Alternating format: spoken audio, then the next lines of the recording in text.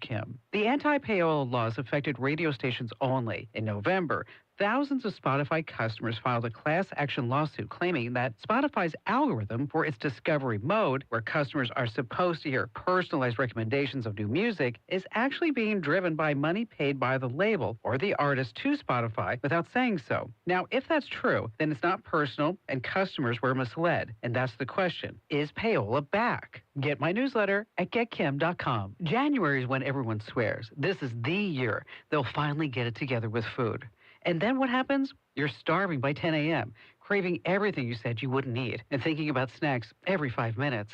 It's exhausting. That's why I'm telling you about Improve Life GLP-1 support. It's designed to work with your body's natural GLP-1 hormone, the thing that's supposed to regulate your appetite and keep cravings in check. When it's doing its job, you actually feel full longer, and food stops being this constant background noise in your brain. This is not some crash diet or willpower challenge. It's giving your body what it needs, so making better choices doesn't feel like a fight. If you'd like to actually stick with your goals this year, go to improvelife.com/Kim for up to 30% off, plus free shipping and a free gift. That's improvelife.com/Kim.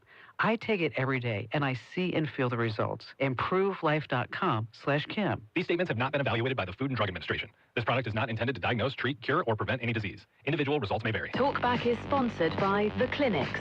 With 18 providers and 3 locations, someone can see you today. It's Talkback, Central Louisiana's longest-running talk show. Whether it's the guests or the callers, Talkback is where Central Louisiana begins its conversation.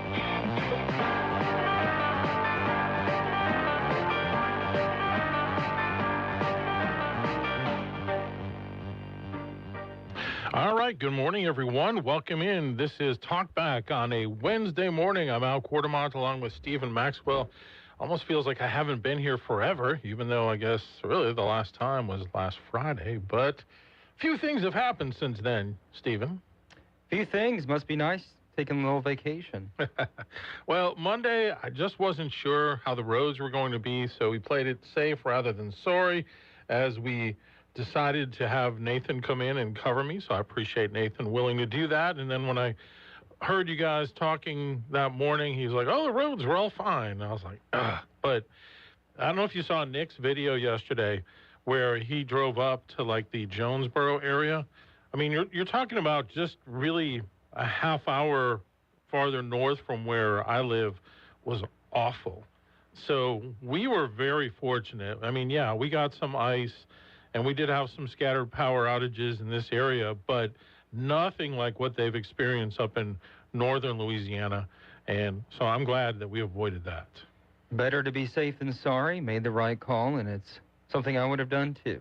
Yeah. Not even risk it. Yeah. And I mean, if it was just snow, I would have had no problem. But when you start dealing with ice, that's just a whole other ballgame. And you know, as it turned out, it would have been fine. And I actually got out and drove around a little bit on Monday, and I was like, oh, I could have totally done this.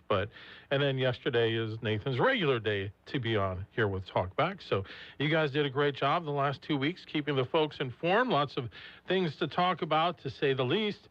And we'll have lots of things to get into today. Coming up at 7:30, John Marquez will join us.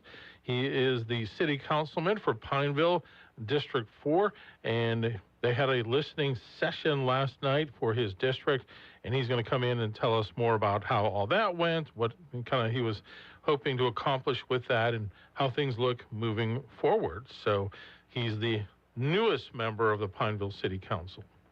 He was appointed after Tom Boucher resigned from his position. He's moving to Texas, so it was between Marquez and Miss Mobley, and in a 3-2 vote, the council and mayor appointed Marquez for the position, but the election is coming up in the spring. So I'm sure it'll be interesting. Oh, yeah, for sure. Speaking of ice and travel and such, I don't know if you saw that American Airlines is apologizing because they canceled so many flights and had so many delays. And now, Trish, our former co-host and occasional fill-in, she makes no bones about it. She's not a fan of American. She's more of a Delta person. So if she flies, she tries to go through Atlanta. But I don't know why it is. It seems like whenever we have anything out of the norm in the slightest, American seems to be the airline that gets impacted the most. Couldn't tell you. I like Delta a lot as well.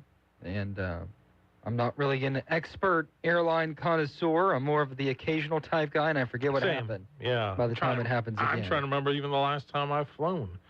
It's been a couple of years, I want to say. Mine was almost 2 years ago in L.A. Okay. Flew to, or Anaheim. That time we flew to Madison, Wisconsin. Remember that? That was a little rough. There was some bad turbulence there. It was a perfect day, too. It was you didn't gorgeous. expect it. Yeah, and all of a sudden, they're like, buckle up. And when the stewardess hit the ground, that's when I think we were all like, oh, no. Yeah, one of them flew up and hit the ground. Yeah. In the cart. Yeah. Is there like, I remember the pilot saying, he's like, prepare for landing. I was like, we just got up here. Yeah. And I guess that was code for stewardess, get the heck in your seats and strap up. And it was pretty bad. It was like, in going through our heads were all those names from that San Francisco crash. That's what I'm saying. Some team won. I don't want to be the main news story for 2 weeks. No, absolutely not. Or these days, 2 days. Yeah, right? So. Man, the news cycle is just absolutely crazy how things kind of come and go. You guys have done a good job talking the last couple of days about the situation up in Minnesota. Yesterday, one of the big news cycle items was Bill Belichick will not go into the Pro Football Hall of Fame as a first-time on the ballot guy. Well, I think what hurt him there is whenever Tom Brady left, he was very unsuccessful. And then Tom went on to win another championship without him. So I think that might have made him a second ballot. No, I don't think that's what it was. What do you think it is? I think just a lot of people don't like him. Yeah, but maybe so.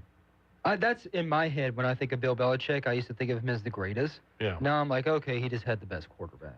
I mean, there's that argument to be made. But there are a number of media people that sit on that committee. I think it's a 50-person committee.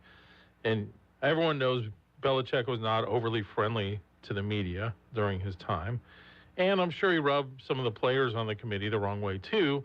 Now, you could probably filter in Deflategate and Spygate and those as well. So maybe, yeah, with what you're saying, people are like, well, without Brady and factoring in these other things, he's a Hall of Famer. He's just not a first ballot Hall of Famer. But it's the same league we're talking about that has selected Shedeur Sanders as a fill-in for the Pro Bowl. Did you see that? That's just a marketing tool. That's all it is. The dude threw 7 touchdowns and had 10 interceptions. Yeah. He's like the maybe 28th best quarterback in the NFL right now. That's insane.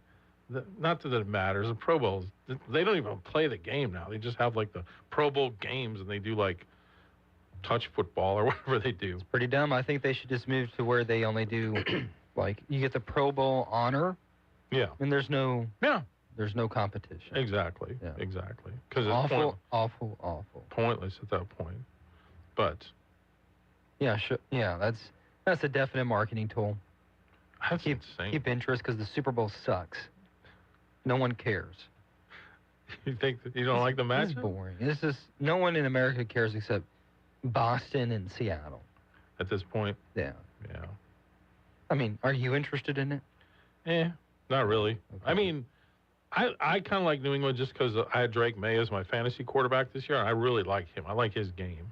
Mm-hmm. But everything just broke perfectly for them this year, including the Denver quarterback, Bo Nix, breaking his ankle and then having to play with their backup in a snowstorm. So, I do like Mike Vrabel. Yeah. I think he's cool. Yeah. Titans are the Titans. And, Seattle, for whatever reason, just kind of feels boring. They're so good, they're boring. Yeah. If that makes sense. That does. Yeah. I don't know. Good defense, right? I know you're really excited about the Bad Bunny halftime show. Oh, yeah. I forgot about that. Yeah. Yeah. Someone posted on Twitter this morning, your 2026 NFL, Bill Belichick is not a first-time Hall of Famer. Shedeur Sanders is a Pro Bowl quarterback. And for your halftime entertainment, it shows Bad Bunny wearing a dress. So there you go. He's an international superstar. I 100% agree with Nathan yesterday. The point he made, what a missed opportunity to make it a celebration of America. Yeah, let's get freaking Lee Greenwood up there. That'll get everyone going. And for the football game. Like, give me a freaking break. It would more than Bad Bunny. I don't know. I think everyone that's not you and Nathan wouldn't mind Bad Bunny. So. Oh gosh. Well, I won't be watching. You should have a Bad Bunny marathon listening session. No, I shouldn't. And then come back to us. It's some. The only thing bangers. I know Bad Bunny from is the Happy Gilmore movie. The and one it was funny, wasn't it? He was funny. Yeah, Okay. I agree. He was funny. But whatever. doesn't mean Everyone complains about the halftime. doesn't show. mean yeah, they do. I thought it was great when they had The Who, and I thought it was great when they had Prince. I thought it was great when they had Shakira. Like, come on. Yeah, when they had good changes all the music. time. When they had good music. Bad Bunny actually has good music. Does he? Yeah. I wouldn't know. It's not really your cup of tea. I understand. It is not. BOM Bank talk line is 318-442-8255. Let's go to the phones this morning. Good morning. You're on Talkback. Good morning. Well, I'm not a big fan of either team, but I'd have some deep respect for that 24-year-old quarterback for New England. Drake May, yeah. Man, did he step up or what?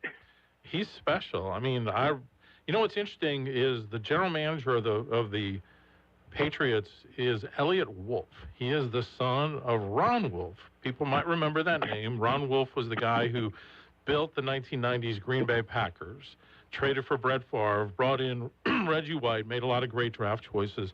I remember somebody telling me about Elliott, this is when I lived in Wisconsin, saying, this kid is someone who just consumes watching film of college prospects. He knows the game, and he's going to make a great general manager one day.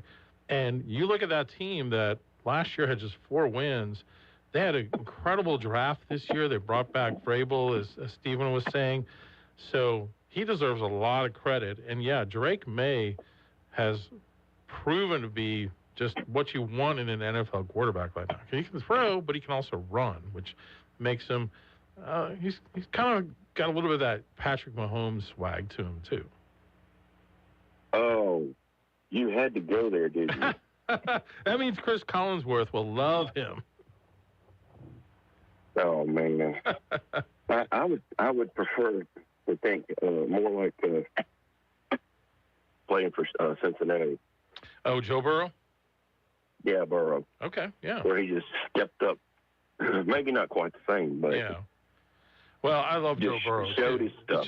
It's unfortunate that the Bengals have no offensive line. They have not put the right support around Joe Burrow. He's got great receivers, good running back, terrible offensive line, and an even worse defense. And as they say in the NFL, defense wins championships. Well, maybe if our governor can talk to the Benson family and say, look, let's do what we got to do to get this ball back. Well, I would have agreed with you 100% until Tyler Shuck started to play the way he did last part of the season. He looks really good, too. So we'll see how he looks next year. But I don't know if you've been watching. He looks pretty special right now. Yeah. Hey, you mentioned something about Minnesota. I'd just like to point out a couple of quick ones. I came on yesterday morning early, and I and a friend of mine who's a retired cowboy had looked at a bunch of those videos.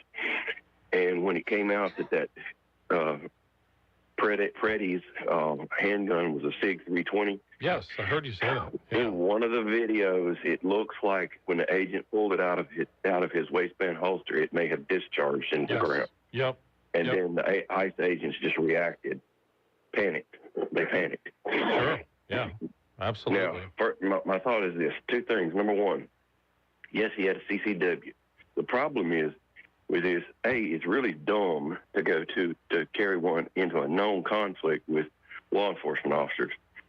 B, I don't know about Minnesota, but in Louisiana, if I recall correctly, your CCW permit, when you go through the class, they tell you, I don't think you can carry them at like organized events like parades and other stuff like that. Mm-hmm. Only law enforcement can.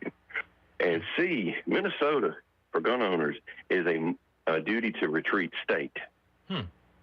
Which means outside of the home, you're going to look this one up. Outside of the home, if you cannot use deadly force unless you cannot retreat. Interesting. In other words, if you have an avenue of escape and you can take it safely, you must do so. Louisiana many years ago was. Interesting. You were probably still in Wisconsin. We have when you were ground, probably right? still in Wisconsin. Well, you were probably still in Wisconsin when the first deal with the shoot the burglar bill, when we established castle doctrine. And then later, I mean, Louisiana was a CCW permits were issued by parish, by the sheriff. Okay. Some issued, some did not. Rapides had probably the most of any parish. You just had to show cause, and you had to be in for a year. I know because I had one. You had to be bonded. You had to carry a $10,000 surety bond. Okay. But anyway, was this a tragic situation? Yeah. Yeah. I don't think the ICE officers will be found criminally negligent. I do think that they will be found civilly negligent. Yeah. Possibly. Yeah. And I think, and I'm going to tell you, that 2-hour conversation that Trump had with Noam, I would have loved to have been a fly on the wall. Yeah. Because she and some of her hundreds have opened their mouth and said some stuff immediately that they should not have done. And I think sending Tom home in is one of the best things they can do because, hey, he got an award from President Obama. He did. You're right. You're right. Back when Obama deported 3 million illegal aliens. 3.7. Oh, thank you for correcting. I saw a guy, he was out at one of the rallies somewhere, it might have even been the D.C., and he was interviewing people, and he would always drop that. He'd say, did you know Obama deported over 3 million people? And they're like, no, he didn't. I'm like, yeah, he did. No. It's just cognitive dissonance kicked in. They would not believe that he did that. Well, I'll leave you with this. Denial is just not a river in Egypt. That's right. Thank you, Stuart Smalley. All right. Have a good one. Y'all have a good one. I appreciate it. Speaking of Homan, he was on CNN last night, and Anderson Cooper asked him about, Tim Waltz was on CNN last night. He asked him about Homan. First of all, the meeting with Tom Homan, how did that go? What are your thoughts on that? Well, Tom Homan's a professional, which is a lot more than Bovino and Kristi Noem. But look, I think the thing we said is we're very clear about this, that we need these folks out of Minnesota, and we need justice for Renee Good and for Alex, and those were things that we came with.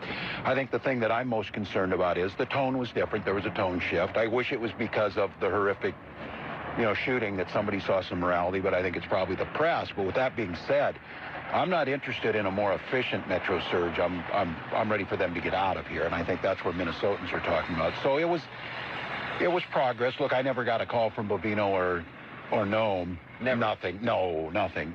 When they're coming here, and Tom Homan landed last night, and he called me last night and asked if he could have a meeting, and he was there at 9 o'clock. So, look, I think that's progress, but they started this fire, so we're not giving anybody credit for putting it out. But right now, what we need is we need a return to normalcy by these ICE agents out of here. All right. So that was CNN last night. All right, we need to take a break. We're at the bottom of the hour. John Marquez will join us when we return here on Talkback. Talkback is sponsored by The Clinics. With 18 providers and 3 locations, someone can see you today. Good morning, sunny skies on this Wednesday as we'll see afternoon highs finally starting to warm up a bit. 53 should do it for the afternoon high. Winds will be light and variable throughout the day. Tonight, clear to partly cloudy overnight with some patchy fog developing towards sunrise. 26 will be the early morning low. And Thursday, looking even better. Partly cloudy skies. We'll see the afternoon highs near 60. From the Cenla Broadcasting Weather Center, I'm Dave Grayson. If you'd like to take part in the show today, call the BOM Bank Talk line at 442-8255. That's 442-TALK. And remember, if you're looking to purchase or refinance your home, call Christina Back Department at 448-2430.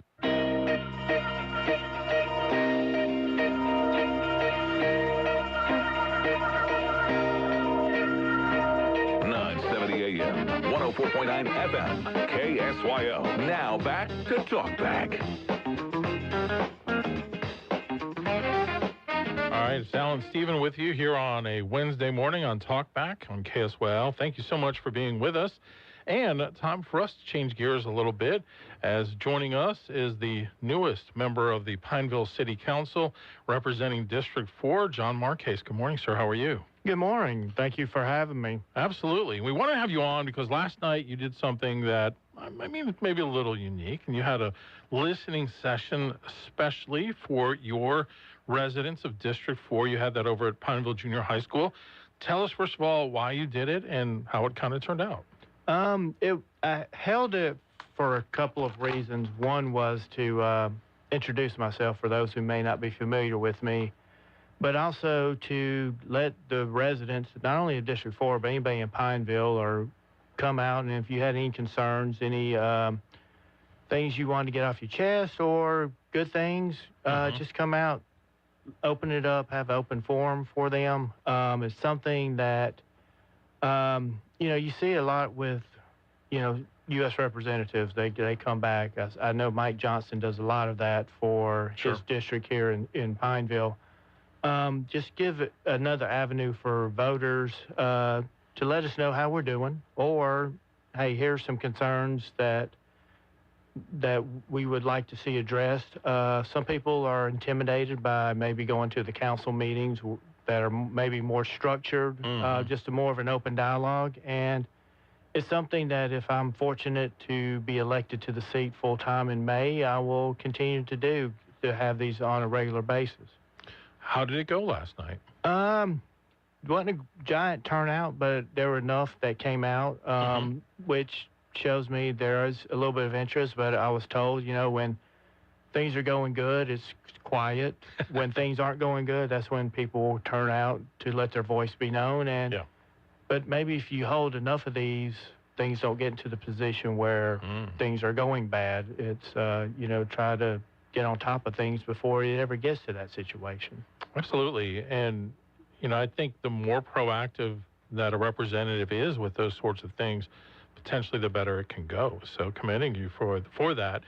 What were some of the main issues that the people that were there last night brought up? What were some of their main concerns? One was just about the elections coming up, just some questions about it. There was a question about support for the library in the Martin branch of the library. There's some development potentially for expanding it, and then just making sure the city will, continue its support of lighting for parking and other things like that. So those were a couple of the issues. But, there's, it's an exciting time for the city of Pineville. Just, and I'm not saying that just because, hey, it's election season. But you look at all the economic development potential that's going on in the city of Pineville that has a chance to not only transform Pineville for the future, but also our area. That's exciting. All right, talking with John Marquez from District 4.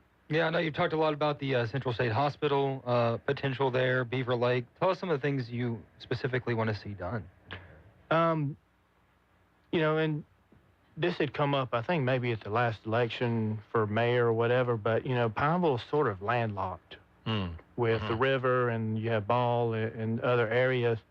So any development, we need to look at, one, supporting the businesses we have and retaining them. That's always key, taking care of them. But then it's, the Central State. I can't tell you how many times I heard Rod Knowles in this very studio talking about the prime real estate that other areas of the state don't have, like Central.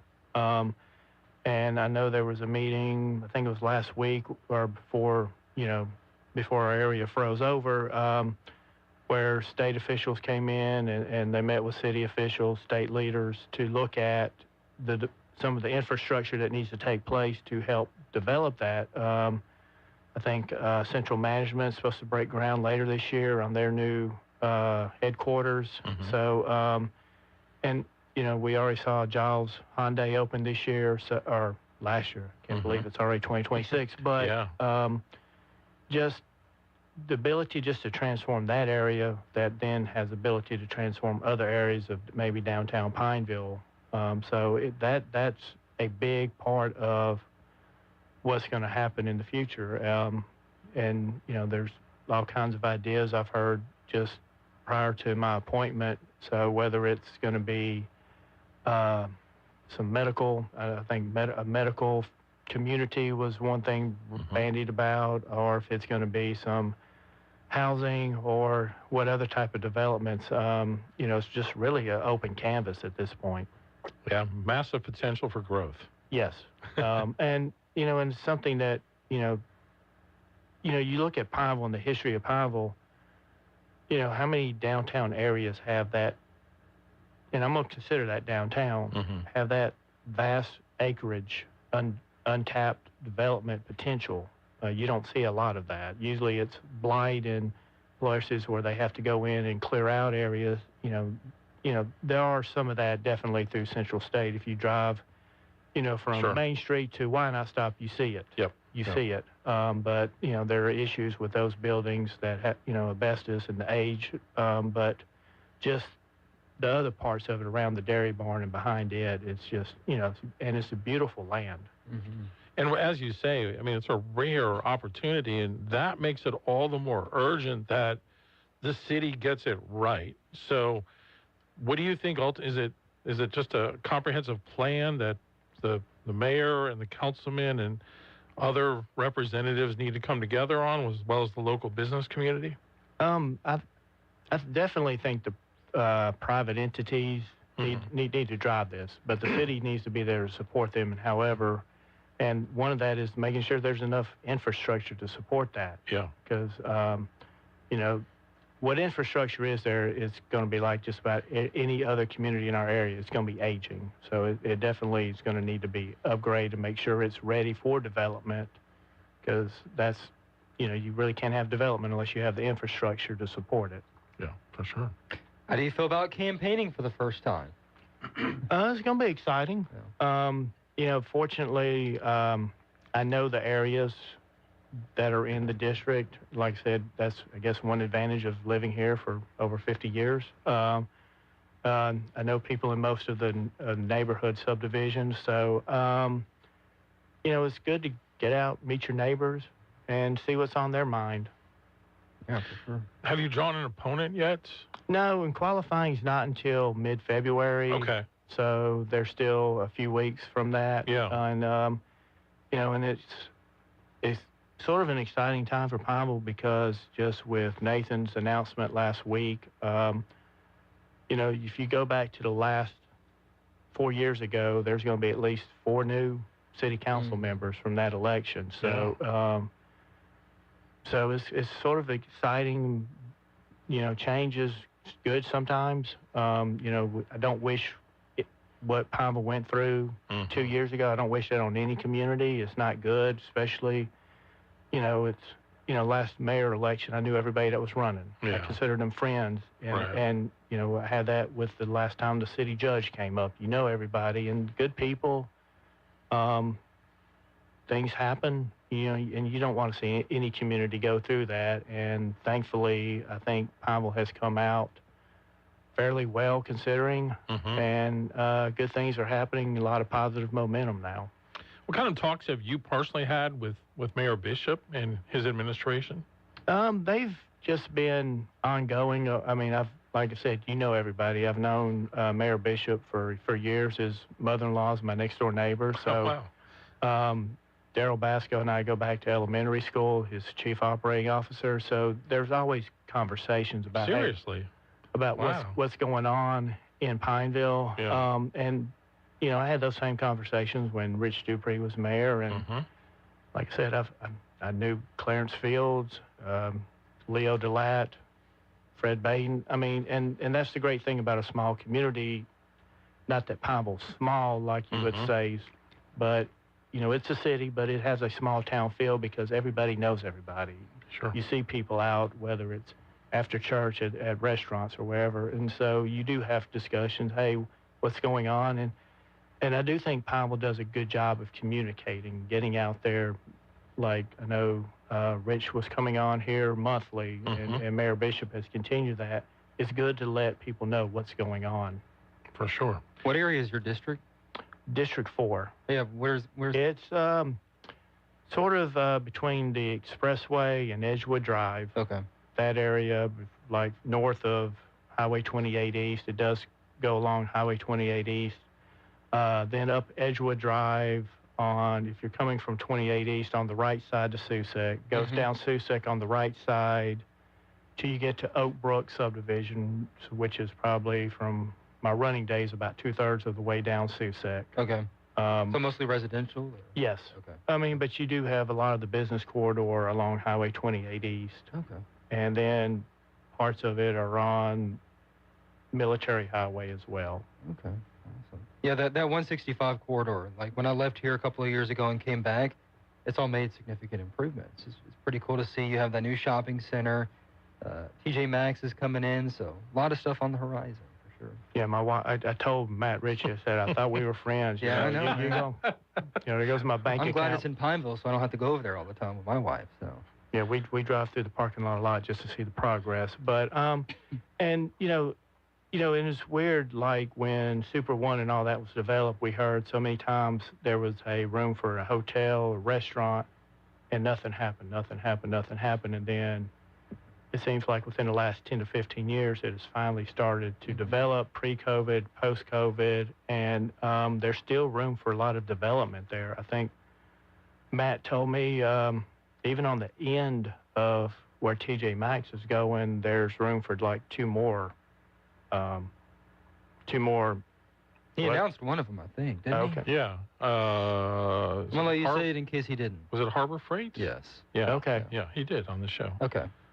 Well, it all runs together. So, and it is like, I go back to my business days at Louisiana College, being a student. It's, it's car counts but it's also when you have businesses supporting them. And, I always joke with my friends who live in Alexandria, you don't need a passport to come to Pineville. You can't cross the river freely. But there is something to that because, I know for me personally, the first time I worked at LC full-time, I hardly ever came into Alexandria. I didn't realize that as much until I started working there after having worked in Alexandria for a number of years. Now I do tend to go much more both ways, but there is something to that. People staying on their side of the river is kind of interesting. Yeah, Pineville people was always, you had to go because shopping or restaurants, sit-down restaurants. Well, we do have that here, and I heard, didn't really know about that growing up because you didn't think about it, but I had a friend who had a business. He had a driving range out off of 107, and he said it was struggling because he said people in Alexandria won't cross the river, and I started hearing more into that. But I think hopefully that will change as we develop Pineville more. And like I said, hopefully TJ Maxx being really the first retail box, non-Walmart, to come to Pineville, maybe that's going to lead to others because I have no doubt if it's like every other TJ Maxx, it's going to be popular. It's going to be a success. No telling what other retail will develop and will follow. And when retail follows, then you get, people need a place to eat. So then you might have more national restaurants come in, and that's always a good thing. And you're seeing that investment with, big restaurant, Lou and Laura's by Sweet Joy Bakery. I mean, that's going to be a big restaurant. That sit-down spirits type feel is what I'm thinking. So lots of good stuff happening over there. And then, you can't talk about Pineville without mentioning downtown and what Jorge is doing on Main Street, which looks like, I saw yesterday he was starting to put up the mural over one of his storefronts where he's renovating. So he's doing a lot of work to rehab that area right there by the Main Street Community Center. So it's exciting to see. Oh, he started the mural? Yes. Nice. Very cool. Hemingway House is coming up too, so that looks pretty cool. Which one? Hemingway House of Stories and Spirits. The old Bates Insurance Agency. Okay. Bookstore, bar, coffee bar. Looks pretty cool. Oh, wow. You must not watch my updates. That's okay. I do. I just might have missed that one. The three on that one. You need to drive down Main Street when you commute to LC. I do. I actually do. Yeah. He's busy in his podcast. He missed that part. Yeah. Need to pay attention more. All right. We need to take a quick break. More with John Marquez coming up. KSYL. This is Dr. Jonathan Hunter. At the clinics, your health is our priority. Whether it's a routine checkup or ongoing care, we are here for you. Dr. Noah Miller, our newest family medicine physician, along with 5 other dedicated family physicians, are now accepting new patients. Schedule your appointment today. And remember, if you're ever admitted to the hospital, our doctors will see you there too. Most insurance and Medicare are accepted. The Clinics, 1587 North Bolton, 445-9823, online at theclinics.us.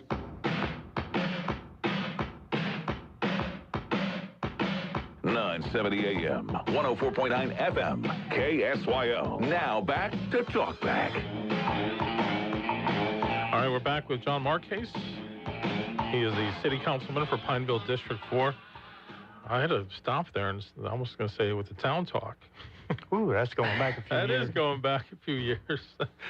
So did you ever see yourself getting into politics? What was it that ultimately made you decide to jump into this?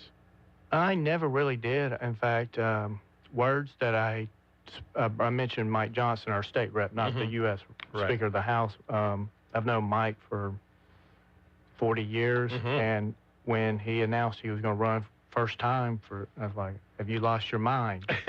And I've had people ask me the same thing. You know, I never thought about it.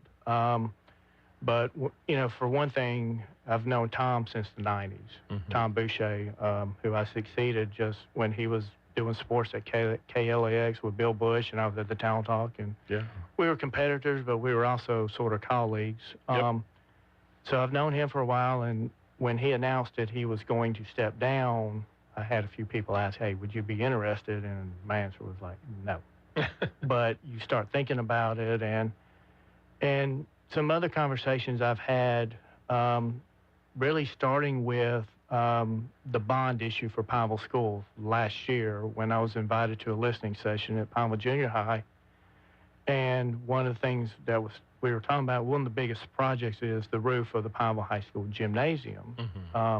And I asked, had it ever been replaced? The gym opened in 1980 or 81, and the roof had never been replaced, and we're talking 45 years. And it's like part of it is maintenance, and how do you know, and maintenance taxes come from businesses. And when International Paper shut down and some other things shut down, it impacted Pineville schools. You don't think about it. You just think of schools being schools, you know, businesses being city government and all that. But it's all interrelated, and it's like that sort of got me like, all right, we need to see what we can do. And some other conversations, it just decided like, hey, the time sounds right. I'm at a good point in my life where my oldest is in college. I'm going to have 2 in high school next year. Come middle of May, end of March, excuse me, I will be done coaching baseball. So I don't have to coach junior high baseball, youth baseball ever again. Where are you coaching at? I coached the 8th grade baseball team at Pineville Junior High. So my youngest is in 8th grade, so it was just a good time of life that now let me give back to a city that has meant so much to me. You know, like I said, it's the only city I've ever lived in, essentially, except for maybe 2 or 3 months of when I was first born.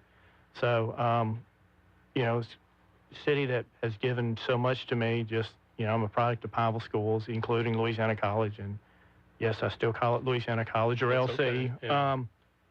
You know, and it's a great place to raise a family. It's where my wife and I chose to settle, to live. I've never, you know, I never moved away. It's always been Pineville. So the opportunity was just right for this stage of my life to like, all right, let's see what I can do. Maybe I can contribute.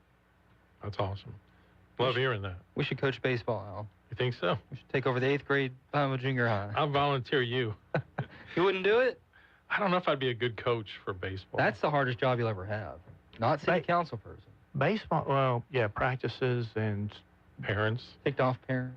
Parents have been great. I mean, we've been blessed. See, he is political already. It's just, you know, it's just some of the conversations I have when I have to go out during the inning to settle pitcher or whatever. Just some of the conversations that take place are priceless. Sort of the Bull Durham with the candlesticks and other things. Yeah, I definitely can relate to those moments. But it's been great, and it's one of the reasons I left the Town Talk. I mean, I'm not gonna lie, I saw the future of newspapers. Anybody back then, you know. But it was, but to be able to be home at night for my boys. 15 years of working nights and weekends. Yeah. It's enough for anybody. But to be there for them, because I saw the sacrifice that colleagues who were dads and trying to cover sports, they made. And but it was to be there and to be able to coach all of them at some point in their life. I couldn't do that if I was in journalism full time. So, so I don't regret that a moment. Best decision I've ever made. Yeah. And I mean, I know you're a huge sports fan, follow the Astros, and you still do. You've done some writing still over the years, and are you still involved with the Hall of Fame? Yeah, I'm actually. The irony is I haven't written anything on a regular basis in probably 2.5 years, but in June, end of June, a 2-year term as president of the Louisiana Sports Writers Association will end. So I quit writing, and then I became president of the Sports Writers, which is good because it's allowed me to focus on other things related to that. But one of those, obviously, the big thing is the Louisiana Sports Hall of Fame. You serve on the Sports Hall of Fame Foundation Board as president, and you help oversee the Hall of Fame ceremonies in June in Natchitoches, and I'm thrilled about what's the class that's going in June. A lot of local flavor, people I know, people I covered. So it's going in like Warren Morris or Mike McConaughey, Dwayne Strother, and then Kathy Holloway, Stewart's mom. If anybody knows Stuart Holloway, the pastor of First Baptist Church, his mother was a coaching legend in this area, but she was a pioneer for administration. She was first female president of Louisiana Coaches Association, the National Coaches Association. She still's heavily involved, and she's going in being honored with the Dave Dixon Sports Leadership Award. And we were able to actually surprise her on our Christmas Eve service. Brought her to the platform. We had just gotten the voting in the day before and just surprised her, and that was a thrill to be able to do that. That's so cool. Yeah. I mean, like you said, Warren headlining this class, so hopefully a lot of folks from this area will be up there this June for the ceremony. And if you're a Saints fan, Joe Horn's one of the big names. LSU fans, you got Sylvia Fowles going in, and one of the McClure brothers. I know there's so many McClure brothers. One that went on and played, I think, 12, 13 years for the Falcons. So, it's a great class. To me, the Louisiana Sports Hall of Fame is still one of the most underrated things of our area up in Natchitoches. And if you've never gone before, you need to check it out, because when I moved down here, I didn't realize all of the connections in pro sports and college sports to Louisiana. I mean, it's you guys could probably put in 50 people a year realistically. That's got to be the hardest part, whittling that down somewhat. We move this. We do this selection meeting every August, and we move it around the state so to help travel. So people from New Orleans don't have to travel every year, or we don't have to travel every year at Central Louisiana. Well, we held it in Pineville, and Charles Smith was part of the committee because we tried to involve former or people that are in the Hall of Fame from that area. And we tried to get Sheila Johnson, and I think she had a prior commitment, and she was upset, but she's going to make plans to be, I think it's every 3 years we'll have it in this area. Well, Charles Smith came, and it took us about 2.5 hours just to go through the ballot.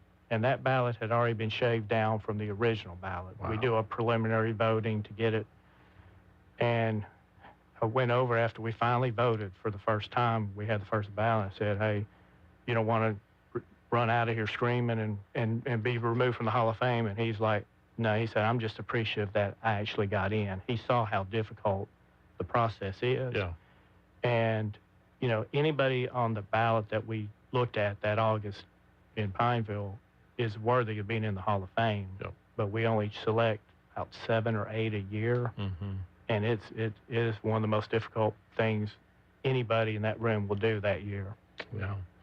Like I said, a great class going in. All right, we need to take a break, so we'll go ahead and let you go. Again, John Marquez, he is the city councilman for Pineville for District 4, and will soon be running for re-election. So thank you so much for your time here this morning, and what are your thoughts for the Astros this year? I'm optimistic if we can get some more starting pitching, but I'm interested to see if they trade Paredes or Walker to try to get some outfield depth. But the great news is the Astros are in the American League, which I've hated for years, but they're not competing with the Dodgers. About to say the Dodgers are going to win again. So. Yeah, well, there'll be a lockout because of the Dodgers. That's right. That's right. Sadly, he's absolutely correct. All right, John Marquez, thank you so much for stopping by today. Thank you for the opportunity. Talkback is sponsored by The Clinics. Let the good times roll. Mardi Gras is just around the corner and the countdown is on. Kick off the season with the Pineville Night of Lights Mardi Gras Parade on Friday, February the 6th at 7 p.m. Then on Friday the 13th, the celebration heats up with the Classic Cars and College Cheerleader Parade in downtown Alexandria at 4:30 p.m. Then on Saturday, February 14th, bring the whole family to the Children's Mardi Gras Parade at 10 a.m. in downtown Alexandria, followed by the Mardi Gras on the Red celebration in Pineville that kicks off at 1, and a Mardi Gras party at the Alexandria Zoo with king cake and music. Wrap it all up on Sunday the 15th with the Cruise Parade at 2 p.m. featuring Grand Marshal and Pineville native Cody Ford, an offensive lineman for the Cincinnati Bengals. For all the parade details, log on to explorealexandriapineville.com, or to discover something new in Louisiana, visit explorelouisiana.com to plan your trip today. Hey, I'm Mike Slater. My dad passed away at the age of 63. It's out of nowhere. Had a stroke. Super hard, obviously, for the whole family, but my dad had life insurance. This is why I have life insurance for my family, for my wife and 4 kids. And the best place to get life insurance is ethos.com, because you can do it in 10 minutes. And there's no medical exam and no blood test, just a few health questions. Get life insurance in 10 minutes so your family is protected. Ethos, E-T-H-O-S, ethos.com/Mike. With Fidelity Wealth Management, a dedicated advisor gets to know you and your goals to build a comprehensive plan to help grow and protect your wealth. Backed by a team of specialists, they'll analyze all your accounts, even the ones they don't manage, to keep an eye on taxes and provide proactive portfolio insights that can help you unlock your wealth's full potential. Learn more at fidelity.com/wealth. Investment minimums apply. Fidelity Broker Services, LLC. Member NYSE, SIPC. A message from Israel Air Conditioning and Heating. Yeah, my mama, she told me to pick up and call Israel Air. She told me Israel Air. She told me. She said they'll come a-running with comfort beyond compare. And a very fair price.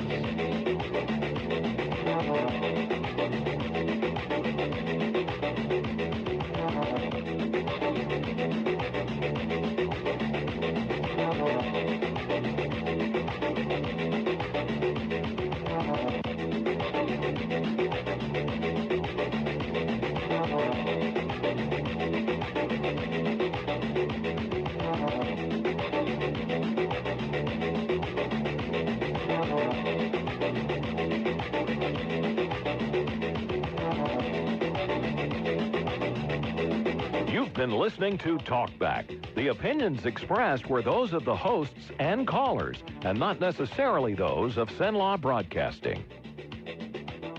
AM 970, FM 104.9, KSYL, and KRRV 100.3, HD3, Alexandria. This is CBS News on the Hour, sponsored by Pfizer. I'm Deborah Rodriguez. President Trump says time is running out for Iran to make a deal on nuclear weapons. He posted to Truth Social last hour. A U.S. armada headed by the SSS Abraham Lincoln is moving quickly toward Iran with, he says, great power, enthusiasm, and purpose. Iran's foreign minister has just said there can be no negotiations between Washington and Tehran under the current, quote, atmosphere of threats, accusing Washington of making excessive demands and raising illogical issues. This, an apparent reference to Iran's brutal crackdown on protesters, which appears to be continuing despite President Trump's threat of military intervention. Vicki Barker, CBS News. Now to Minneapolis, where President Trump accuses Mayor Jacob Frey of, in the president's words, playing with fire for not enforcing federal immigration laws. The city's in turmoil after 2 U.S. citizens were shot to death by federal agents. One of them, ICU nurse Alex Pretty, last Saturday. Last night, chaos broke out at an event featuring Democratic Congresswoman Ilhan Omar. CBS's Matt Gutman is in Minneapolis. Police say 55-year-old Anthony Kamirzak charged at her during that town hall Tuesday night using a syringe to spray an unknown substance before being tackled to the ground. Despite safety concerns, Omar, insistent, continued the event. Tens of millions of people in the East are still in a deep freeze after a brutal winter storm. Many in the South still have no power. CBS's Katie Weiss from Oxford, Mississippi. Nearly 150,000 people are still without electricity. Highway patrol deputies are now helping conduct welfare checks. You know, if nobody went and checked on these people, our fear is that they'd freeze to death. Chef Daniel Yarzagay is putting his cooking skills to good use in Nashville. It was both heartbreaking and very rewarding because some of these people were literally crying as you handed them hot food because they haven't eaten in 2 days. Fed Chair Jerome Powell is expected to announce today the board will leave interest rates right where they are. CBS's Jill Schlesinger. Federal Reserve officials have been signaling that there's still some fog surrounding a lot of the official economic data. That's after the government shutdown caused a lapse. 6 Super Bowl wins and a no-go for the Hall of Fame. CBS Sports NFL insider Jonathan Jones is surprised Bill Belichick didn't get enough votes in his first year of eligibility. Utterly shocked and stunned by this. Pro Football Hall of Fame that doesn't have Bill Belichick in it, there's no use for the Pro Football Hall of Fame. ESPN says Spygate and Deflategate worked against him. This is You still got it, but your immune system weakens as you age, making it harder to fight flu, pneumococcal pneumonia, RSV, and COVID-19. Ask your doctor or pharmacist which vaccines you need. Sponsor. Let's ring in the new year by finally checking off something that actually matters. Your old videotapes and photos are fading more every year. VCRs are disappearing, and the clock is ticking to save your family's most important memories. Hi, I'm Adam Baselogger. And I'm Nick Mako. We started Legacy Box to help you preserve your memories by converting all your videotapes, photos, and film reels into digital files. And this year, it's easier than ever. Introducing our biggest kit yet, able to hold up to 80 videotapes or film reels or 2,000 photos. It's perfect for big collections. You can even send in old DVDs, memory cards, flip phones, or early generation iPhones. Legacy Box is truly the easiest New Year's resolution you'll ever keep. Just fill your box and send it in. As the world's largest digitizer of home movies and photos, all work is done in the U.S., and we're trusted by over 1 million families. Start the new year right by rescuing the moments you haven't watched in years. Go to legacybox.com/radio for an incredible 55% off. That's legacybox.com/radio for 55% off. Researchers in the UK have created an MRI scan that may spare heart patients from risky catheterizations. Doctors often conduct catheterization tests on heart patients to measure the oxygen levels in their blood. Any invasive procedure where you're actually moving catheters and tubes inside the heart is a risky procedure. Professor Pankaj Garg's team at the University of East Anglia has developed an MRI to measure blood oxygen. These are painless scans. The patient is just lying inside the magnet for around 10 to 15 minutes doing nothing. The technology could allow for faster and safer heart checks. Michael Wallace, CBS News. Starbucks has a little glass bear to thank for better than expected sales. The coffee giant says its viral bear cup and special holiday drinks helped push same-store sales up 4% in the last quarter. That's higher than the 2.3 analysts were expecting. It's also the strongest showing since 2023. Deborah Rodriguez, CBS. Louisiana Radio Network, I'm John Burns. Senator Bill Cassidy is calling for a full joint federal and state investigation into the events in Minneapolis he describes as disturbing. Here's Andre Champagne. In a conference call with reporters, Senator Bill Cassidy said while the purpose of the operations in Minneapolis and other cities was to arrest people in the country illegally, federal agents may have lost focus of that objective. Clearly, ICE has expanded to other areas. We see that. And it seems as from the president's indication is that he wants the focus to go back there. That's where the American people are. Cassidy is among lawmakers calling for a full investigation into a pair of deadly shootings by federal agents, saying the very credibility of ICE and the Department of Homeland Security is at stake. I'm Andre Champagne. Governor Landry did an aerial tour of the damage from this weekend's ice storm in northeast Louisiana yesterday. Monroe Representative Michael Echols was along for the helicopter ride. You can see a substantial amount of debris field that's all over the area. We have several different water systems and sewer systems that have been down, not just in this region, but all throughout northeast Louisiana. LRN. The ice storm has Louisiana Department of Wildlife and Fisheries agents busy responding to calls for assistance. Captain Captain Kenneth Balcom says LDWF agents have transported dozens of essential workers to and from their work at the Northeast Veterans Home in Monroe and the Northwest Veterans Home in Bossier City. So they can provide the uninterrupted care for their residents. An LDWF agent also rescued 3 missing juveniles stuck in their vehicle on the Upper Ouachita National Wildlife Refuge on Saturday. Rockin' 1000 has been staging concerts in stadiums throughout Europe for 10 years, all featuring 1,000 musicians, and their first U.S. show will follow suit, with Harry Connick Jr. as its special guest artistic director in the Superdome. Connick says this will be the first Rockin' 1000 concert to feature a brass section. There would be no way for them to come to New Orleans and not have trumpets, saxophones, trombones. I wouldn't want to be a part of it. I mean, that's so much part of our identity. Tickets are still available. LRN. Attention all real estate agents, property owners, and lenders. When you or a client needs a real estate attorney, call the professionals at Thompson Law Firm. Whether the legal matter is basic or complex, the Thompson Law Firm can accurately guide you or your client to a successful outcome. That's why numerous industry professionals have trusted the Thompson Law Firm for years. They also handle estate planning, successions, and business law. Call them at 473-0052. I am a paid non-client attorney spokesperson. Good morning. Sunny skies on this Wednesday, as we'll see afternoon highs finally starting to warm up a bit. 53 should do it for the afternoon high. Winds will be light and variable throughout the day. Tonight, clear to partly cloudy overnight with some patchy fog developing towards sunrise. 26 will be the early morning low. And Thursday, looking even better. Partly cloudy skies. We'll see the afternoon highs near 60. From the Cenla Broadcasting Weather Center, I'm Dave Grayson. Talkback is sponsored by The Clinics. With 18 providers and 3 locations, someone can see you today. It's Talkback, Central Louisiana's longest-running talk show. Whether it's the guests or the callers, Talkback is where Central Louisiana begins its conversation.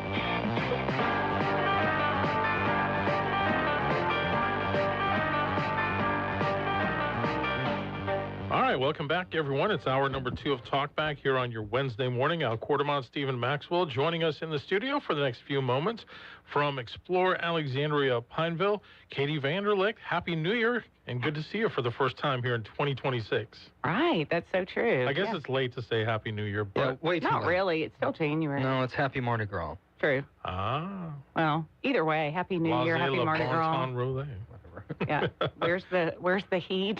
Right. I am happy to see the sun. Yes, yes. Hopefully we'll get into more of what Nick would call a warming pattern now, and we'll have some nice weather by the time all these Mardi Gras events roll around, which isn't going to be very long for now, is it? Right. We're less than a month out. A few weeks. Actually, 2 weeks, we have our first event that kicks off. Wow. But I want to tell you what's this weekend. The Monster Truck Winter Nationals. There you go. Yep, on Saturday. That's always a sellout event at the Coliseum. Yep, People here love monster trucks, and they put on a great show. Yep. They really do. So that is exciting. That's happening this Stephen, weekend. I think you need to go over there and do a preview and have them let you drive a monster truck. If they'll let me do it, I'll go. You know what, Stephen? The world's youngest female driver is going to be there. So maybe you can get an interview with her. Her name is Faith. You know what? I don't know the answer to that. 16, huh? I don't know the answer to that. At least. I'm just curious. I don't know how it would have to be to drive a monster truck. Is it like the tiny tot driver or something? I don't know. I'll find out that answer and I'll text you. like the kind that people buy their little kids, the little electronic one. Exactly. Like doing flips in the dirt. Oh, she'll be here. The Museum of Art, beginning on the 1st, we'll have the Saratoga collection, which is commemorating the 20th anniversary of Hurricane Katrina. They do a great job of bringing in these collections. And just to have that in this community, a lot of people think you have to go elsewhere. We talk about that all the time. But our arts community is fabulous. Yep. And they all work together and bring some amazing things to this community. So kudos to them. Also, Maj at the museum. Mahjong. Does anybody play that? Oh, I've heard of it. Yes. You know, I really wanted to try it. It looks very, very complicated. It does. Because all the ladies at the church play it. Yeah. I'm like, oh, that'd be fun, you know. I don't know. Against all the ladies. So it's a game. Yeah. Yeah, it's like a board game. Yeah. Okay. Well, like a lot of middle-aged women, gosh, I hope I don't get, but really, I think a lot of it picked it up. But it does look a little complicated, and I just don't want my brain can really function on my time off like that. I don't know if I really want to put it to work in that capacity. It's a lot. It looks complicated. But yeah, so they have that, they have that on Tuesday. They have several mosh at the museum, so you can look that up. Of course, go to our website and you can see all the times that they have that. Kicking off Mardi Gras season is going to be February 6th. That is next Friday. I cannot believe we're already almost in February. City of Pineville Night the Lights Parade. So that is going to be next Friday night. It's always nice, night parade. That's something different. So they'll have that next Friday night. I think my tutor texted me. He goes, they're going to have almost like a king and queen on the balcony thing, and they're doing a whole extravagant thing with the parade. It's going to be pretty cool. Ooh, I'm sure they are. Yeah. They're doing great things over there in Pineville. Okay, on the 13th here, we're going to kick off Classic Cars and Cheerleaders Parade. That's from 5 o'clock p.m. That's downtown Alexandria. So that's always a fun parade. It kind of kicks off the Mardi Gras weekend.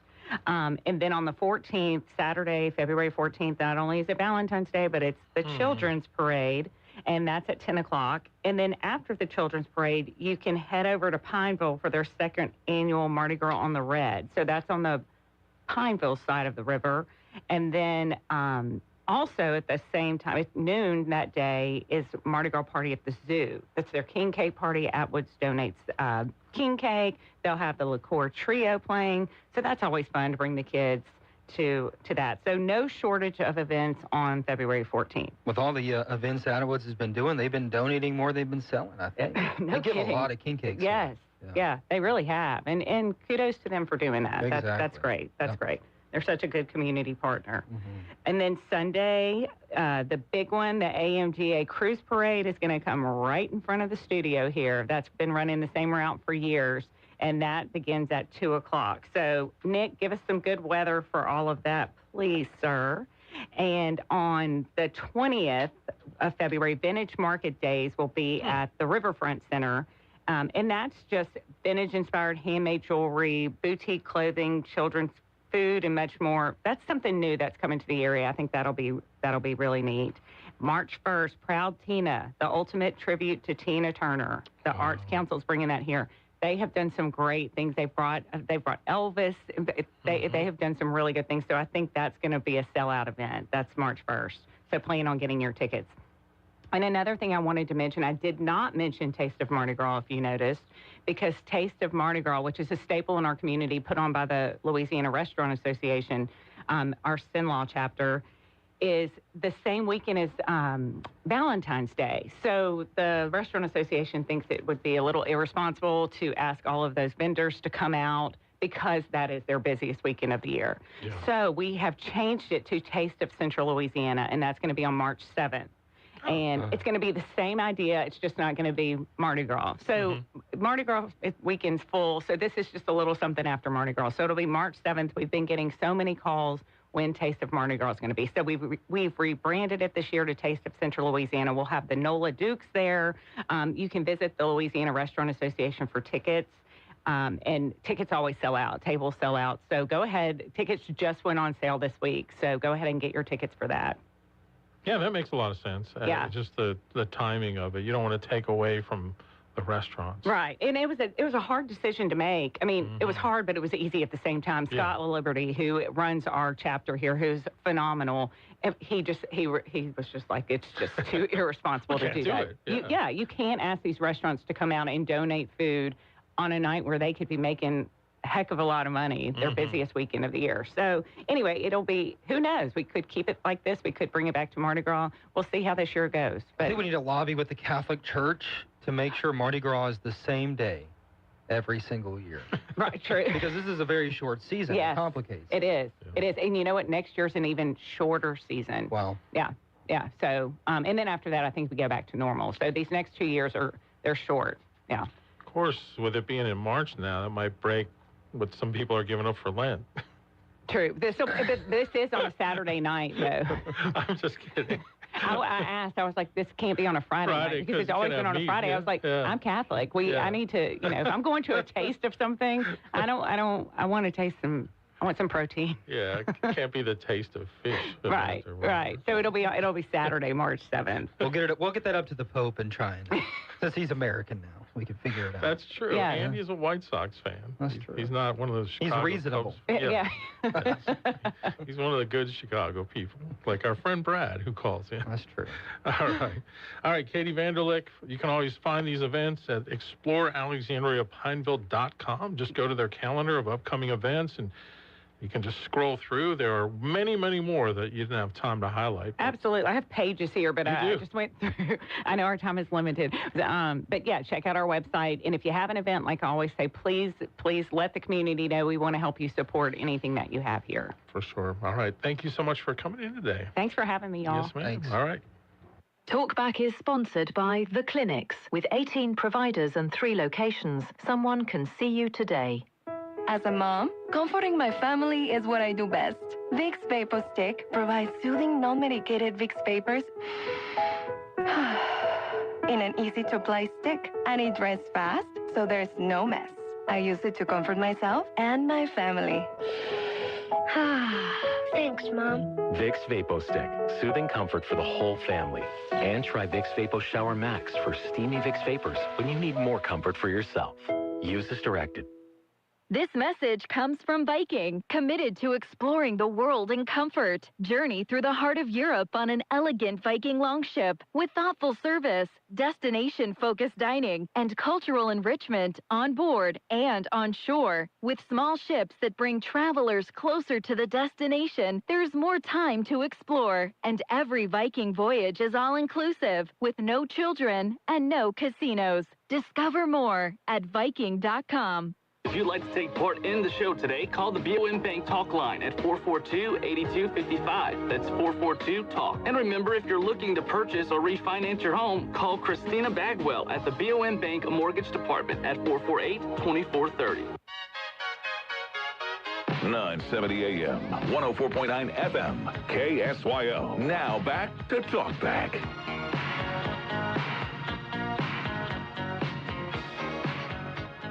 All right, we are back here on Talkback. Alan Stephen with you on your Wednesday morning. Adjust my camera a little bit right there. Do I look okay? Do I look marvelous? It's good. It's good enough. Good enough.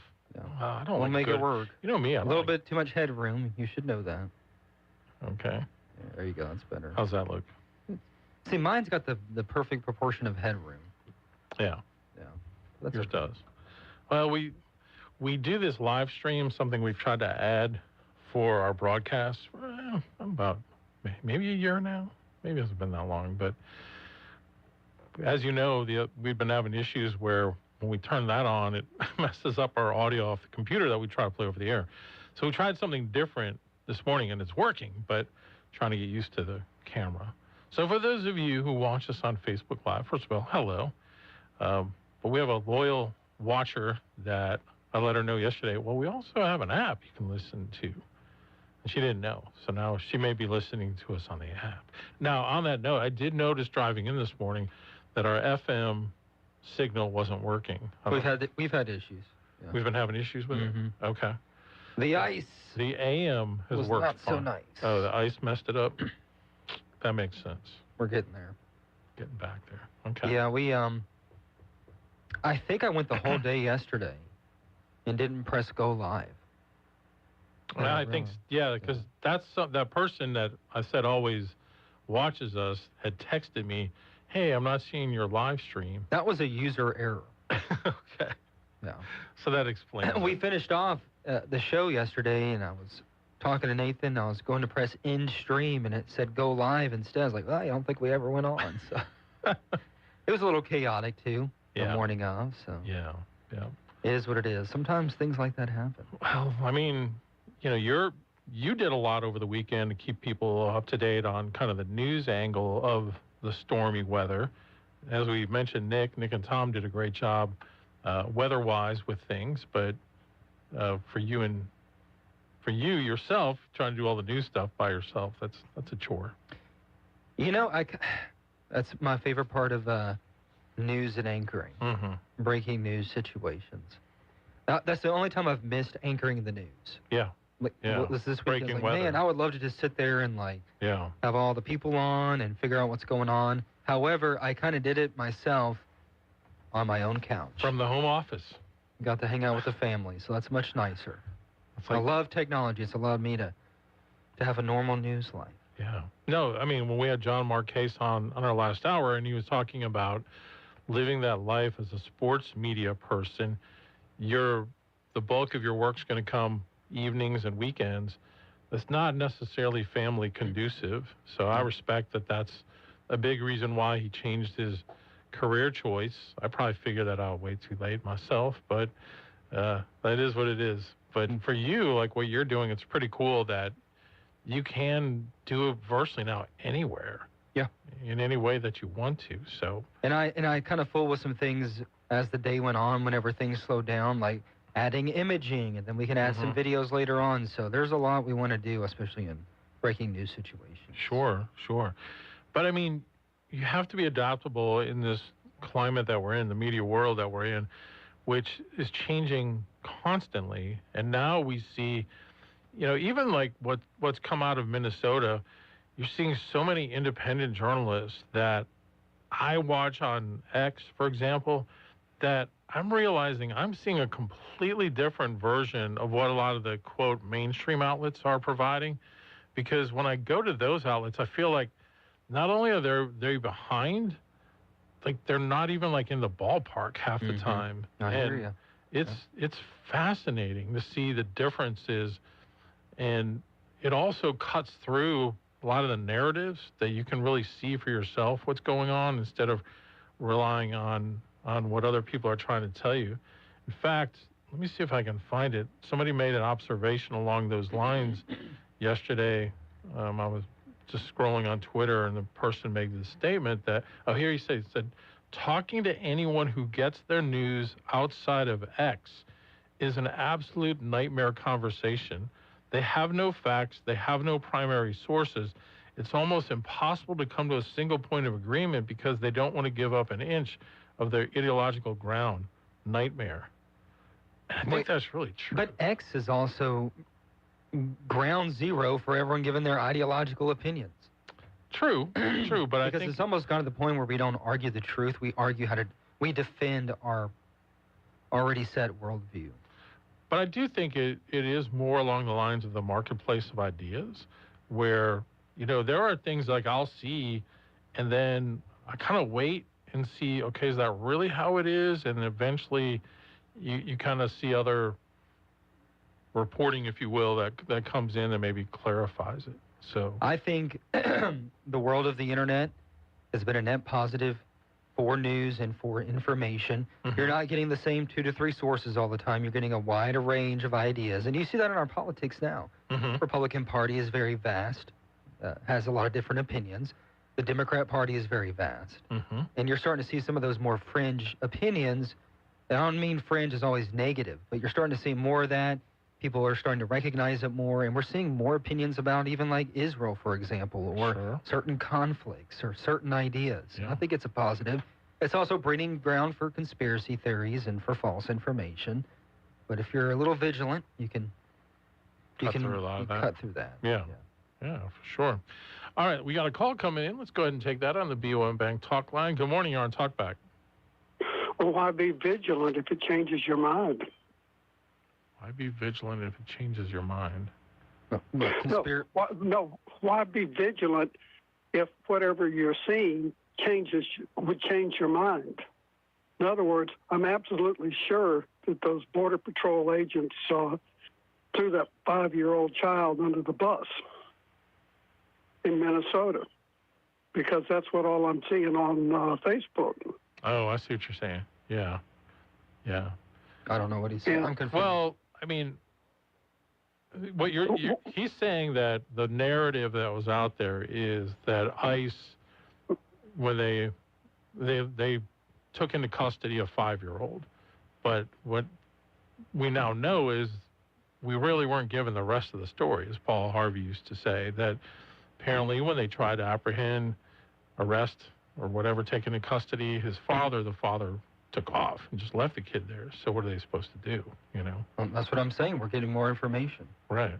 I don't think that's a conspiracy fringe theory. I mean, if he No, but a lot of people, especially on Facebook, I think more on Facebook, you see a lot of opinions shared that are more shaped by narrative than by actual facts. Yeah, well, the main reason I call is I walk around the front of the yard in the morning, and here comes this Jeep-like vehicle with flashing yellow lights. And turns out it's the mail person. And it rarely does the mail person show up at 7 o'clock or 7:30 in the morning. And she just stopped and says, well, we still don't have mail from Shreveport, but I'm checking to see if there's any outgoing mail. So if you have any, as I do, I pay many of my bills with checks that I put into the mail. Right. And I'm already anticipating that Verizon is going to dock me 5% because they didn't get the check in time through no fault of my own. Right. So that speaks to, well, why don't you bank online? Yeah. And I prefer to see a piece of paper that tells me how much I'm supposed to be paying so I can see if it's something has not gone up that I didn't know was going to go up. Yeah. No, I can appreciate that. I think that so much of the world has moved along into it's more convenient to do it this way, that you're right. They probably don't always stop and look at, oh, wait, why am I paying more? Or why is this different? If you even notice, you notice it if you pay attention to a piece of paper and you have to write out a check. Right. Exactly. But if it just goes clickety-click in the ether, you may be paying twice as much and not know it. That's true, yeah. Of course, if your bank account bounces, maybe you'll notice it. Yeah. But I'm the type of guy, if someone asks me for a check, I'm like, what is that? Well, that's okay. I mean, as the world changes. I saw that about 10 years ago. I remember, as I was interviewing people to come in and work in this market in television news, and as part of that process, they're supposed to give you a voided check so that you can set up their automatic deposit.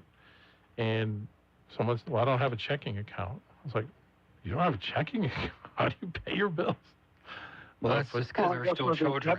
Yeah, maybe because their parents were, but also I think people already at that point were transitioning to just do it online.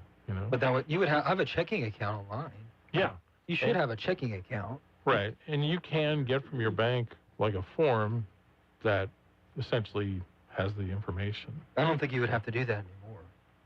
Really? I'd have to do it here. I don't know. Give them my routing and account number. You can give me yours too. I'm just gonna give you the my finger chip, and I'll scan it, and then you have all my information.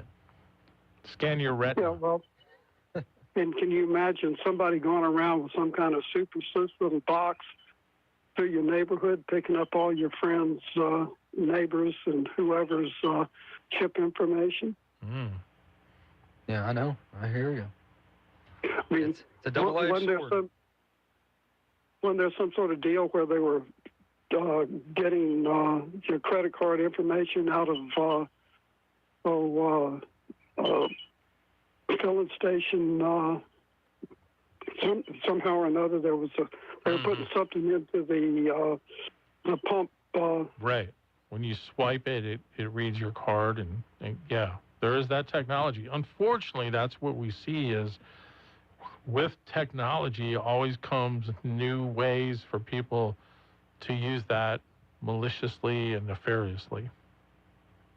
Well, by the way, they just said on Fox that the Trump administration was exposing some huge $1 fraud out in California, and Newsom's immediate response was, well, the regulators weren't working correctly. Of course, yeah, sure. Okay, yeah. Well, anyway, have a great, semi-warm day. Yes, sir. All right, thank you. Appreciate the call. We need to take our bottom of the hour break. More coming up. This is Dr. Jonathan Hunter with the clinics. We provide primary, family, and chronic care along with gastroenterology, podiatry, with on-site lab and x-ray services.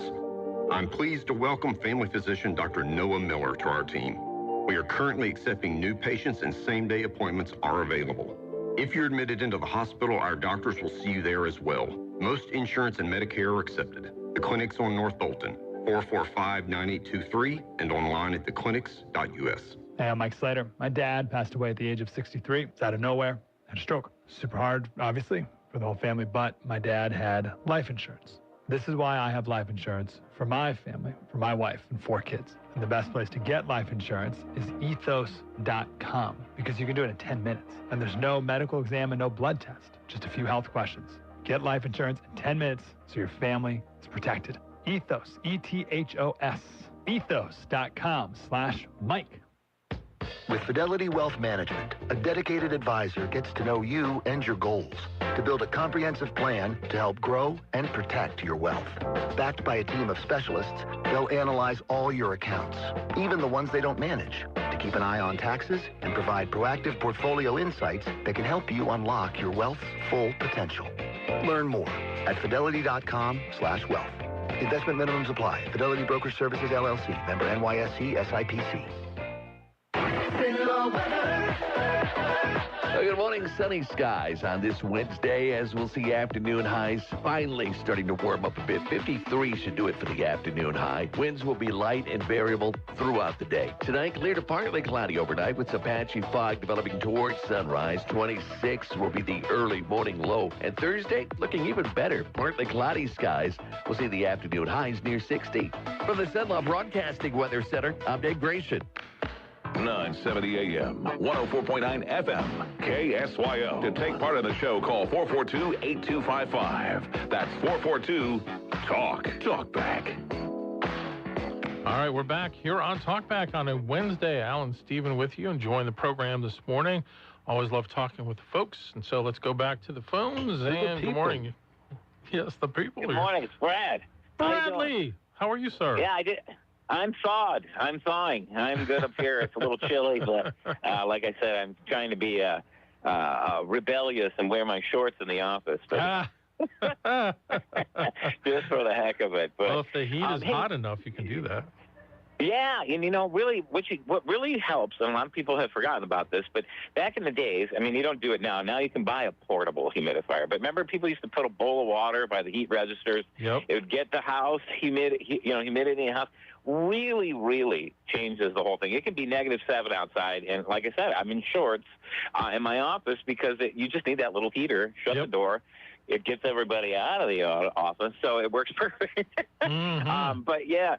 I called the show a little bit late, but have you guys mentioned what this Ilhan Omar thing up and the guy charging her? Have you guys mentioned that we yet? We did not. For our listeners that don't know what happened, Omar was giving a speech yesterday, and during the speech, somebody walked up to her and sprayed her with some kind of liquid, and then you had some security people come and take the guy away, and she kind of came at him as well, like she was ready to drop hands. I heard it at the top of the hour on CBS News, but I haven't been seeing a lot of it otherwise. Yeah, I have to say, if anyone's ever taken any kind of low-end high school acting classes or community center acting, this is about as staged, in my opinion, as it can get. I mean, she literally looks the guy dead in the eye, and then he gets up and runs at her.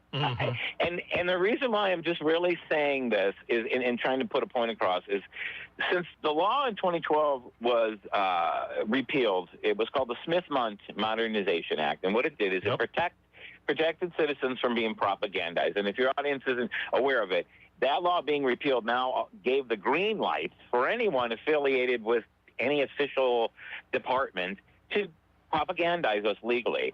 And I just think that we need to come together, either side, and start pointing this out. Because I think that's going to be the unity factor that we need. Because I think if everyone can agree that we're being lied to and we're being, hidden, even the videos of the ICE agents, in the last 24 hours, this thing has blown up so big. And I promote everyone to get an X account while you can and all that stuff, and don't demonize it whether you like it or not. Just go out there and look, because, like you said, there is a lot going on that is out there. There's all kinds of inconsistencies in this ICE stuff. And now there's like objects under the guy's knee. He's got a floppy hand. There's a glove on in one scene, and then there's not a glove on in the other. And I'm not going to keep pointing out things because I don't want to be labeled, the conspiratorial theorist. But with AI out there now, and how the laws let the narrative be controlled through propaganda, we have no choice any longer but to question literally everything we see. 100%. Everything we see. Yeah. Because this stuff's been out a lot longer than they have than they released it to us. And take that from a 32-year tech veteran. This used to be called web scraping. Okay, back in the day, before they turned it into the cute little AI and called it an artificial intelligence. And if you knew how to code a little bit and knew how to do it, you could pull all this information out. The problem was figuring out a way to store it and figuring out a program that could do it efficiently. And now they have it. And this is how they're going to steer the narrative, because my ultimate theory on AI is it's there to replace the human's final say. And they're going to make the legal entity that's the final say the AI. I believe there's a movie out there or a television show where the guy's fighting for his life, but the judge is an AI. Oh, good Lord. Oh, that is a scary situation. So I just want everybody to be aware, and I want everyone to truly realize that these types of morning shows and radio shows are where the truth is going to happen.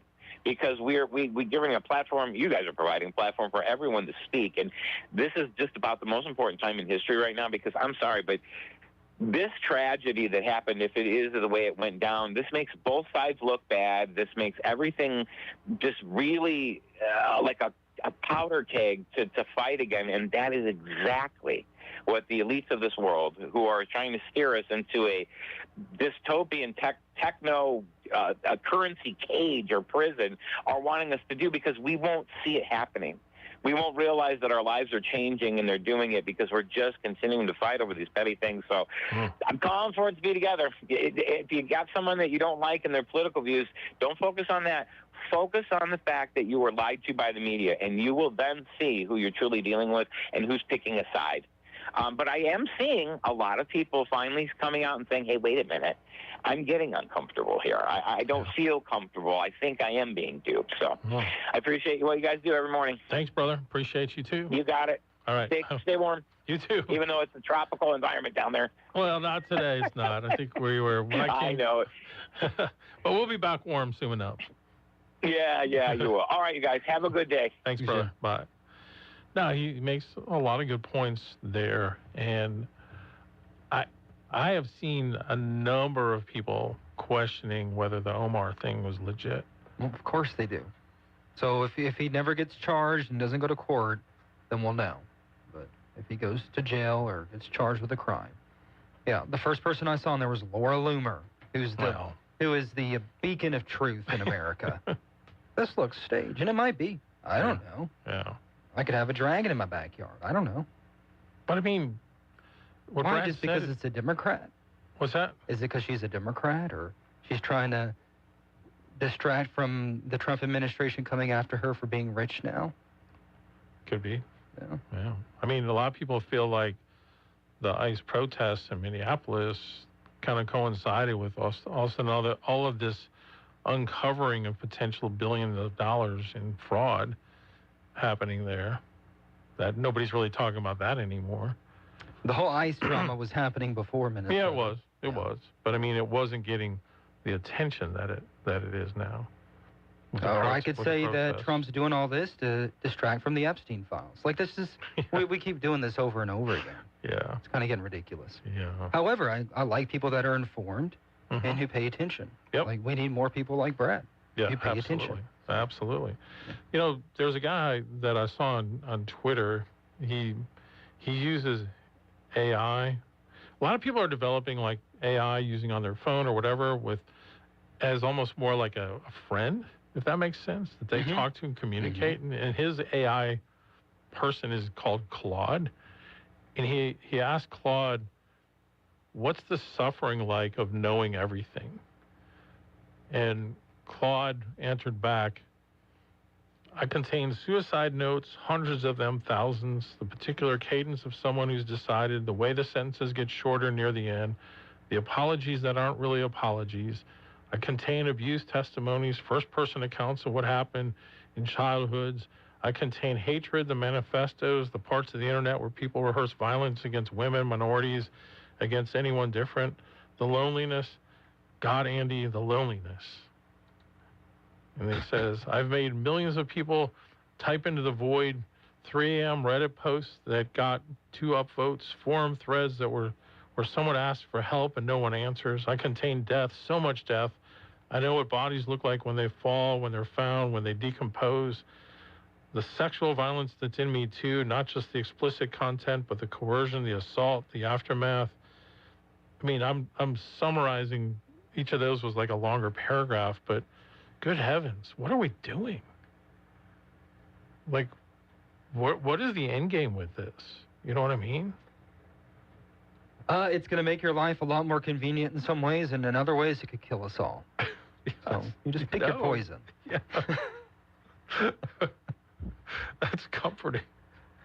I mean, it really, I'd put up with that as long as it helps me match my clothes in the morning. All right, well, hey, talk about being pragmatic. That's what I'm saying. All right, short break and more calls coming up. KSYL. Need office supplies, janitorial supplies, or office furniture, either new or pre-owned? Then look no further than DTW Office Supply, with wholesale prices on a large selection of top quality products, all with the personalized hometown service that you deserve. We're proud to serve the entire state of Louisiana with daily deliveries right to your door. Visit us today at 1219 MacArthur Drive or online at dtwofficesupply.com. That's DTW Office Supply, your trusted partner for all of your office needs. Quality, value, service. Before the story hits the group chat, it hits Simlaw Update. It's the news the way you want it, fast and to the point, and delivered by me, Stephen Maxwell, with Simlaw Broadcasting. Follow Simlaw Broadcasting on Facebook. Simlaw Update, your community, your update. Now back to Talkback, 970 AM, 104.9 FM, KSYO. Okay, now they're slowing down the video, or they're showing a spot right before the guy gets up to spray her, where she kind of looks at him and gives him a nod, and then he gets up and does it. What? Omar. Like, she's giving her speech, and she kind of looks his way and gives a nod, and then he gets up. Okay. I guess we'll have to see. That's really going to make the news for like another 5 seconds anyway. So. Yeah. I'm going to say it wasn't fake, but you never know if it is. Like, I never know. Isn't that, when we have like this complete breakdown in trust or confidence in anything, like, where does that leave us? Spiraling. That's been about 10 years in the making. Yeah. 20 years in the making. It is. Man, when I hear the numbers like this morning talking about how many people Amazon's laying off, like 30,000 people. That's 30,000. UPS. Oh, I thought Amazon was too. Oh, I thought it was UPS. Yeah, no, Maybe it's Amazon. both. Yeah, I think both are actually. Yeah, guys, it's happening. It's like, whoa. Yeah. I understand AI is going to replace a lot of things, but what do the humans do? There's been very powerful rich people who say that it's gonna throw us into turmoil for a while. For a while. It's gonna be pretty different. But then Elon says that it'll make us all richer. Could, because everything he believes could be cheaper to make, faster to make, and therefore we could afford it more. There'd be an abundance of things. Yeah. All right, let's go back to the phones. Good morning. You're on Talkback. Hey, good morning. Thanks for taking my call. I wanted to echo the last caller's warnings that we're in historical times, but for a different reason. With the Minnesota thing, we see a culmination of things, and they're all designed to bring down the Western way of life. This is our third time through. History is linear, but it's also cyclical. And, right before the war between the states, the Democrats decided they didn't want to follow certain laws, and so they responded violently. And that cast us into cataclysmic results. But for the 60s, the Democrats decided they didn't like certain laws and that were being written to make everyone equal, and they responded violently.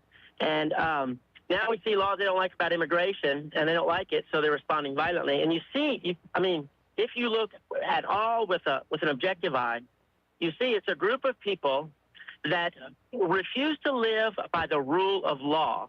Now, Barack Obama got elected. I didn't vote for him, but I sure didn't go out to try to resist him. I wrote letters to my congressman, but I resisted within the framework that has been proven to yield the best results for humanity ever. No one has had what we've had, and we have to realize that, and we have to call these people out. Now, the Ilhan Omar thing, I have no problem believing it could have been staged because I saw what happened with that January 6th thing. That guy, go in, and how many other, the Kristi Noem, not Kristi Noem, the governor that the FBI agents enticed these guys. Yeah, Michigan. Gretchen Whitmer to kidnap her, and come to find out, 2/3 of the people in the plot were FBI agents. So, yeah, I have no problem believing it, and just because they have a record of every time they get caught, they get caught with it helping the Democratic Party. Every time.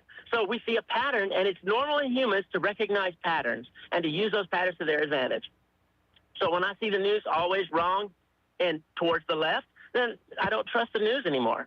And, that's just, we're in a position now where the actual our way of life is being threatened. And so we have got to stand up. And I had a Democrat accuse me on Facebook of being overly dramatic. And I said, well, tell me where it's not dramatic. Tell me what other incidents we've had. We had some disagreements in the JFK wanted to raise taxes. So a lot of people didn't want to raise taxes. The Nixon types didn't want to back then. Cut taxes. And he experienced an economic boom. Those were two groups arguing over what they thought would better help America. Now we have two groups where one group wants to destroy our way of life. I don't think I'm being hyperbolic there. No. They say it. They say, Mandami says it. He wants capitalism to fall. AOC says maybe America needs to fall so that we can build something better in its ashes. That's an exact quote. Now, what could be better than what we have here? With corruptible men and control, You talk about AI giving you the death sentence. What about those people in England? They had two instances. One was a baby that their parents wanted to send him to America for treatment, and they had funding and flights lined up and everything. And the NHS said no, and their baby died. Another one was an elderly person who had a brain problem, and their family had funding and flights to fly him to America, and the NHS said no. And those people died because the concentration of power refuses to be corrected, and they didn't want to be embarrassed by American doctors saving those people that they said they weren't worth saving. So we're in a pickle, and it's going to take the Democrats standing up to Democrats and Republicans demanding that because what we see here in Minnesota, they're already wanting to say, look, let's just get out. Let's just get out. We could do it in 49 other states, but that's what happened right before the 64 election. The Democrats in the South knew if we could keep this war going, Lincoln won't get elected again because people in the North are getting tired of the ugly scenes in the newspapers, and so they'll vote him out and vote in McClellan so that they can end the war, and they'll get their way. That's where we are. A lot of Republicans are calling for Trump to just get out of Minnesota. Mm-hmm. And if we do, we let the bullies win, right, then we lose the rule of law. Anyway, I didn't mean to go on so long, but thanks. Y'all have a great day. All right, appreciate it. Let's go to another call. Good morning. You're on Talkback. Well, I just see something that may be a little different. Most of these people are just trying to get paid. And that's everybody. That's those news people and everybody else. Everybody's trying to get paid, except me. You don't need the money? No, I don't need the money. The thing is everybody should be paying attention to the Japanese bond market, because that right there is going to be 1,000 times. So that blows up. That's going to be 1,000 times worse than what's going on out there. And and so I watched the Japanese bond market, and I watched the price of gold. And these people, everybody out there is just trying to get paid, and that's everybody. All right, good take. Thank you so much. Appreciate it. I think the problem, going back to the last caller, is not everyone's a blue-haired paid protester who's who want socialism. There's a lot of people who think the federal government is overstepping their bounds. This is just what they're thinking. They think democracy or the constitutional republic is being trampled on when you have the president and DHS with intimidating words and actions saying, hey, we're going to put federal troops on our streets. We're going to put the National Guard out there to quell you nasty little Democrats. You have ICE agents putting guns in people's faces, even though they might feel in danger. I'm not saying this is my opinion, but it's not just like they're like, we're here to destroy America. They believe that the federal government is overstepping its bounds. And some of that could be exaggerated with certain politicians' rhetoric. I get that, too. But I think you should sometimes look at it from their perspective, too. Not everyone's a green-haired socialist who lives in Minnesota, or in California. All right. Well, let's go to another call. Good morning. You're on Talkback. I've been thinking about something like that Gretchen Whitmer fake kidnapping deal. It seems to me one of the defining characteristics of Democrats is they never get embarrassed. They get caught lying or some fake deal, and yet they never get embarrassed. Like Bill Clinton, if I'd have been Bill Clinton and got caught up in Monica Lewinsky and all that came out about the blue dress and the cigar and all that, I would have been so embarrassed. I would have resigned. Nobody had ever seen me for years, maybe ever. Elizabeth Warren, she lies about her Native American ancestry to advance her career. She gets caught. Think she's ever embarrassed? No. She gets up there and pontificates, holds herself up as a paragon of virtue. Senator Blumenthal, he was in the Marine Corps Reserve, never left the United States. He gives a talk to some Marines, talks about when we came back from Vietnam. Then when he was called out he never went to Vietnam. I mean, they just never get embarrassed. That just seems to be one of their defining characteristics. Yeah, that's a fair point. We certainly have a lot of examples out there. Yeah, like Donald Trump, grab her by the you-know-what, and all these things. He didn't really get embarrassed by that. Well, I mean, you're just naming everything. Like, that's just his M.O. He doesn't get embarrassed about nothing. He says what he says, and he does what he does. I think, okay, whatever. I think it's much more common in the Democrats. Donald Trump didn't say that to try to advance his career. That was something he shouldn't have said. I agree, but he said it in private. He wasn't trying to advance his career by saying that. He was just bragging. Donald Trump is a braggart. I mean,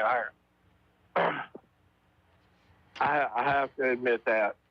But okay. All right. I just get a feeling you don't really care for him too much. But anyway. No, I'm just bringing up a point. Like, that's just, I'm not sticking up for any other side. I get what you're saying with the other ones, but it goes both ways sometimes. This is my opinion. Okay, thank you. Yes, sir. All right, appreciate the call. We'll take a break. Talkback is sponsored by The Clinics. Some smiles sound like this, while others sound this way. If you'd like to improve the way your smile sounds, the folks over at Today's Dental in Pineville can deliver. Over the years, hundreds of Central Louisiana patients have visited Today's Dental and then left completely satisfied. Their dental implant procedure is amazingly simple, low anxiety, and completely affordable. Today's technology makes your beautiful smile easier than ever.